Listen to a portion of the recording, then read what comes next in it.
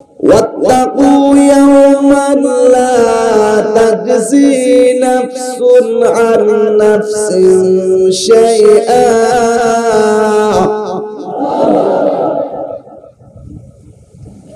ولا يقبل منها شفاعة ولا يؤخذ منها عدل ولهم ينصرون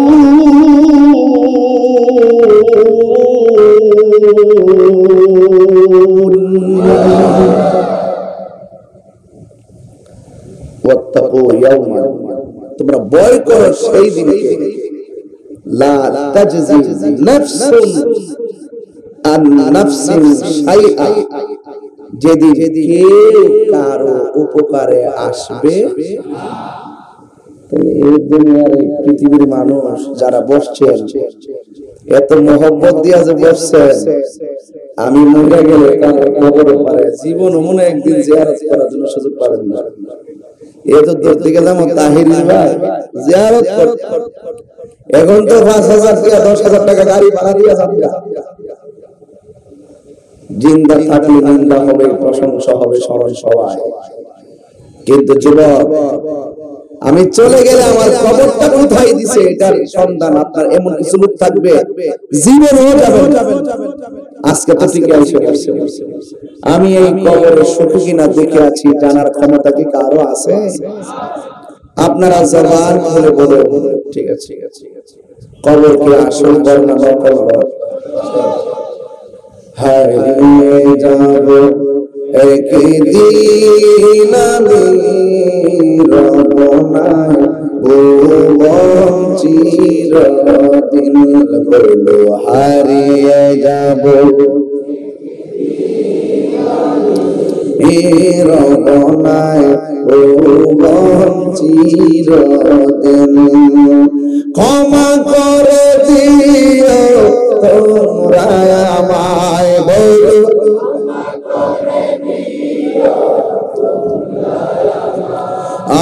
ভুল করে তাকে যদি কোনদিন হারিয়ে যাব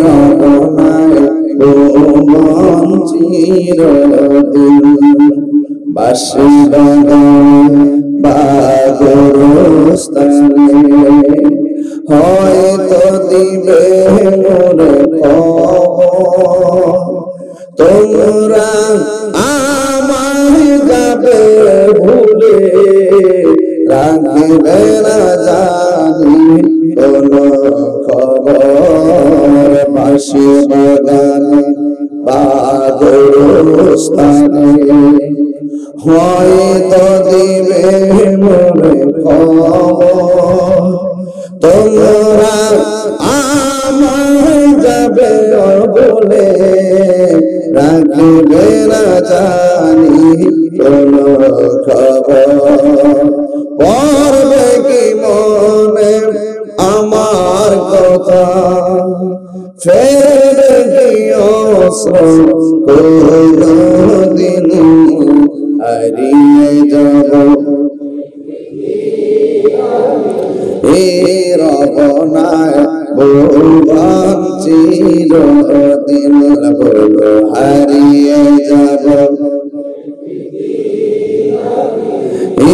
রবনায় ভুবন চিরদিন একটা জবান বন্ধ রাখবেন না মহব্বতে মায়ার সুরে বলো সুবহানাল্লাহ সবাই জোরে বলেন আল্লাহুম্মা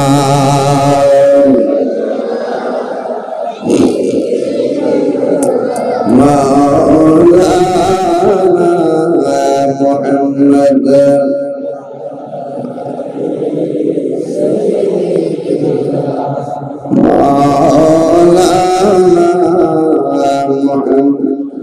একটা জবান বন্ধ রাখবেন না মহব্বতে মায়ার সুরে সুবহানাল্লাহ আল্লাহ রাব্বুল আলামিন বলেন মিনহা সবরে মিনহা খালাকনাকুম ওয়া ফিহা নুঈদুকুম ওয়া মিনহা নুখরিজুকুম তারাতান উখরা। আল্লাহ রাব্বুল আলামিন বলেন, এই মাটি থেকে তোমাকে সৃষ্টি করা হয়েছে, সেখানেই তাকে দাফন করা হবে। এখান থেকে উলঙ্গ অবস্থায় ওঠানো হবে, আর উঠায়া দুইটা কন্ডিশনে হিসাব নিকাশ হবে। চিৎকার করে আল্লাহু আকবার বলা যাবে না। আল্লাহর হাবিব বলেন, আমি নবী যখন মেরাজে গিয়েছি, মেরাজে যাওয়ার পরে আমারে আল্লাহ অনেক আযাব আর গজব দেখাইছে।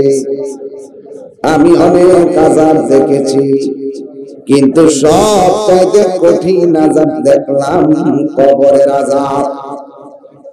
এই কবরের আযাব বড় কঠিন। আল্লাহর হাবিব বলেন, আখিরাতের প্রথম মঞ্জিল হলো কবর। বিদেশ যাইতে পাসপোর্ট ভিসা লাগে, বিমান ওকে। পাসপোর্ট ভিসা ছাড়া প্রসেসিং করতে যাইবেন, ধরা খেয়ে যাবেন। বিমানে ইলিগেল, আরেক রাষ্ট্র গেল ইলিগেল। কবরে যারা ধরা পড়ে যায়, হাসরের ময়দানে ঘাটে ঘাটে ধরা খায়া যাবে, কেউ বাঁচতে পারবে না রে বাবা। এই জন্য কবরে দুই হাকিকতে থাকবে। ঈমানদাররা কবরে ঘুমায়া থাকবে, আর আল্লাহর পথে যারা জীবন দেয়, শহীদ হয়, এরা কিন্তু শুধু ঘুমায়া থাকবে না, ওরা কবরের ভিতরে নামাজও পড়বে। এরা কবরের ভিতরে খাবারও খাইবে। ওরা কবরের ভিতরে তাই কাছে তাই খুশি সে তাই ঘুরতেও পারবে। তাইলে কবরে গেল কন্ডিশন আছে। এই জন্য আমি নিজেও আল্লাহরে কই, আল্লাহ মরণ তো দিবা, তুমি আমারে শহীদি মরণ দিও। শহীদি মরণ করে আমার আল্লাহ কয়, ওয়ালা তাহসাবান্নাল্লাযীনা কুতিলু ফি সাবিলিল্লাহি আমওয়াতান ফাআহইয়াকুম সুম্মা ইউমীতুকুম ইন্না রাব্বাল আহইয়াউ ইনদা রাব্বিহিম ইউরসাকুন। আল্লাহর পথে যারা জীবন দেয়, ওদেরকে তোমরা মৃত বলে ধারণা করিও না। ওরা হলো জিন্দা। এরা শুধু জিন্দা না, আল্লাহ পক্ষ থেকে কবরে খাবার খাইতেছে। এই খাবারটাকে দুনিয়ার বাগানের খাবার নাকি জান্নাতি খাবার? জান্নাতে যাওয়ার আগে, জান্নাতে যাওয়ার আগে যে জান্নাতি খাবার খাই, তুমি আধার ঘরে তুমি আপন, তুমি নদের পারে পড়ি, তুমি নদের তুমি নিদানে কোরআনে ওয়ালা ইয়া রাসূলুল্লাহ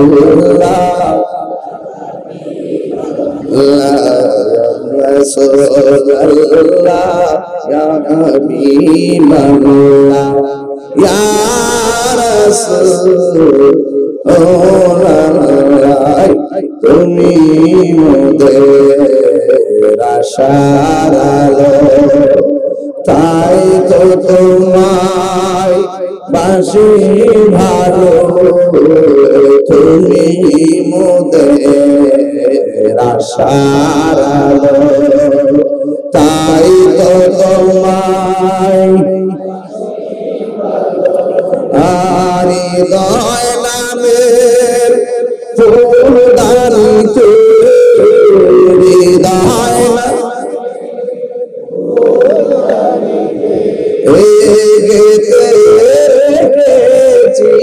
প্রেমের মালা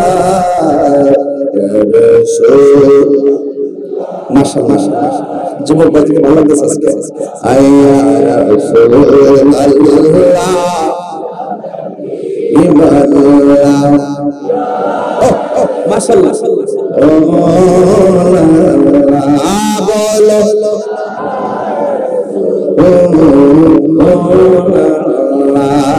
জোরে জোরে কি আল্লাহু আকবার বলা যাবে না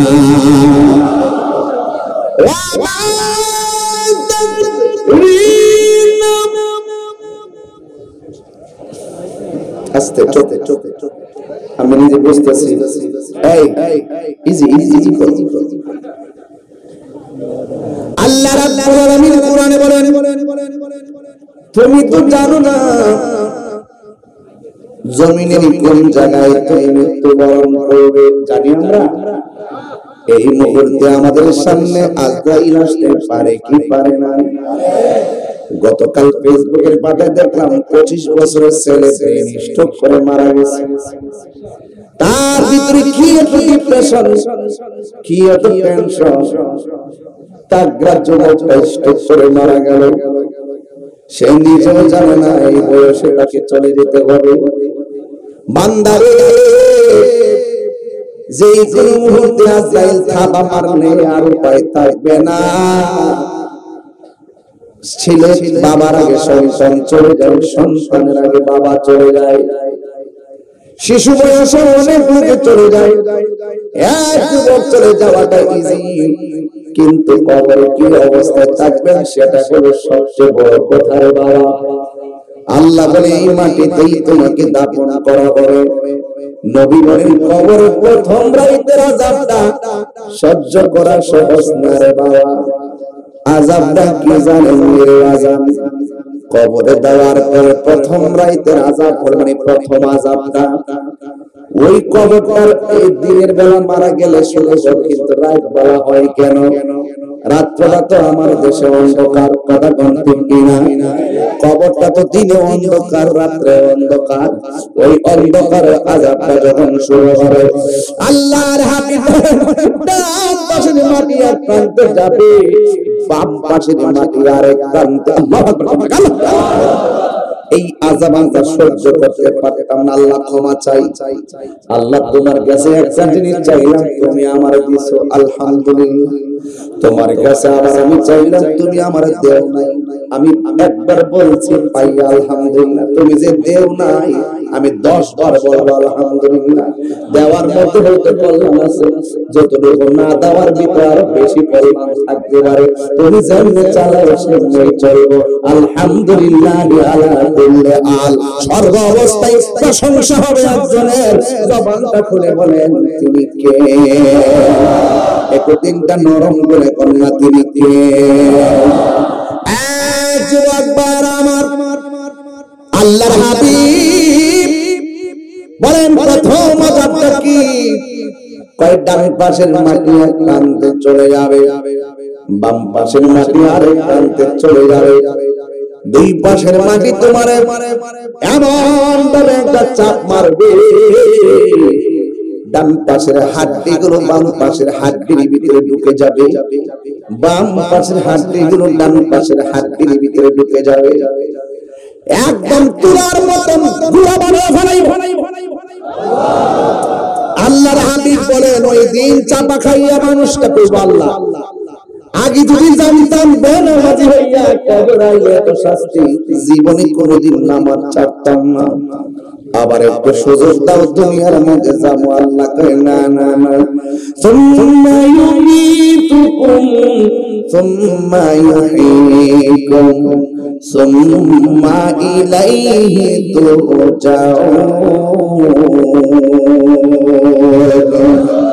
তোমাদেরকে জীবন দেওয়ার পর যে মরণ দিছি মরণ দেওয়ার পর যে আবার জীবন দিছি এই জীবনের পরে দুনিয়ায় যাইবা এই জীবনের পরে তোমরা আমি আল্লাহর কাছে ফিরে আসবে, আর কোথাও যাওয়ার জায়গা নাই। চিৎকার করে কি আল্লাহু আকবার বলা যাবে না?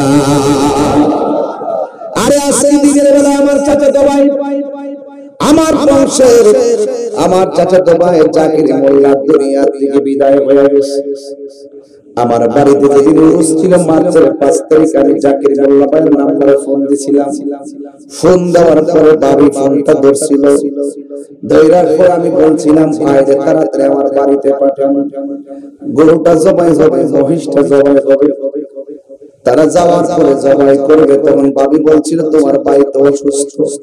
এরপরে অসুস্থ শরীর লয়ে আমার আব্বা হুজুরের উরুসের মধ্যে তিনি আসছিলেন। আজকে আমি হঠাৎ করে যখন ফেসবুকের পাতা খুললাম, খুলে দেখলাম জাকির মোল্লা ভাই দুনিয়া থেকে বিদায় হয়ে গেছে।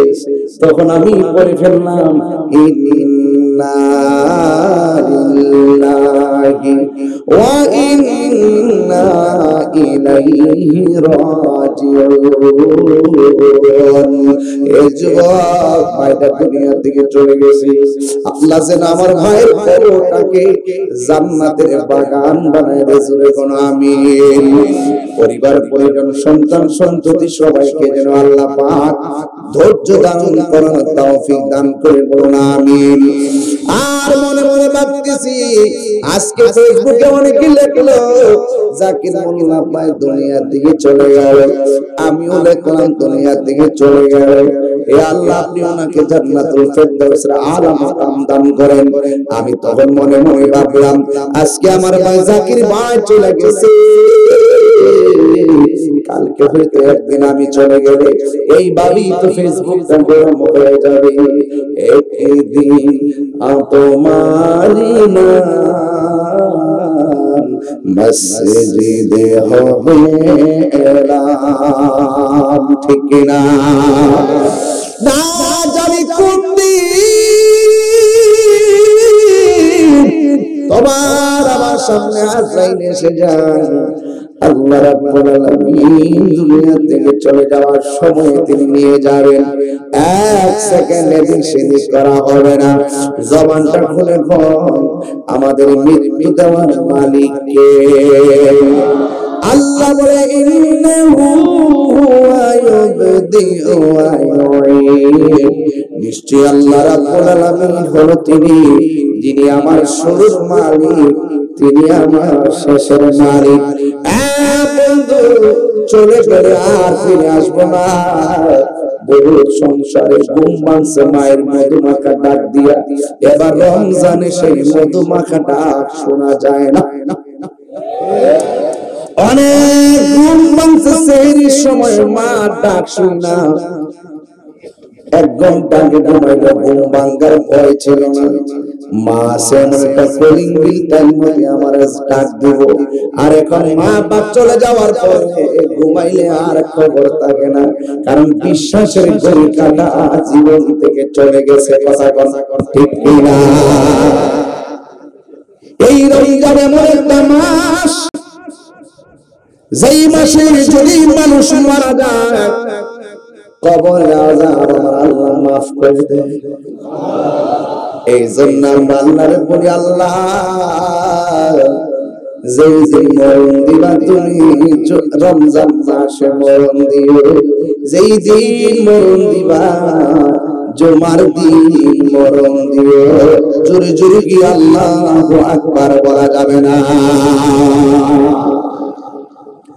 এই জন্য আমার যুবক ভাইরা মরণটা বড় সহজ, আবার মরণটা বড় কঠিন। আল্লাহর হাবিব বলে আজরাইলকে দেখলে পায়খানা করে বাসায় আসে, হাড্ডিগুলো টাস টাস করে খুলে যাবে, রগগুলো টাস টাস করে ছিঁড়ে যাবে, কারণ আল্লাহর দরা নরম নয়। ইন্না বাতশা রাব্বিকা লাশাদীদ, নিশ্চয় আমার আল্লাহর ধরা অনেক শক্ত। কথা ঠিক কিনা? যারা ওই দেশে না গেছে কেউ বুঝবে না। 100 বছর আগে যারা কবরটাতে পড়ে আছে এখনো কবরটাতে পড়ে আছে, আপনি এখন মারা গেলে 700 বছর পরে এখানে পড়ে থাকবেন, কবর চিহ্নটাও থাকবে না, আপনার নামের গন্ধও থাকবে না। এই জিন্দেগিটারে বাবা কাজে লাগান, খেলায় খেলায় সময় নষ্ট করা যাবে না। কথা কোন বাবা ঠিক কিনা? সে যে বলবো সে যে নামে আজরাইল সঠিক সময় মুকুন্দপুর তোমার ঘরে হইব দাখিল। মুকুন্দপুর আজরাইল আছে, দেখছেন দেখছেন না? অনুভব করছেন যে আমার দাদার হয়ে গেছে এই পৃথিবী নিছে। সে যে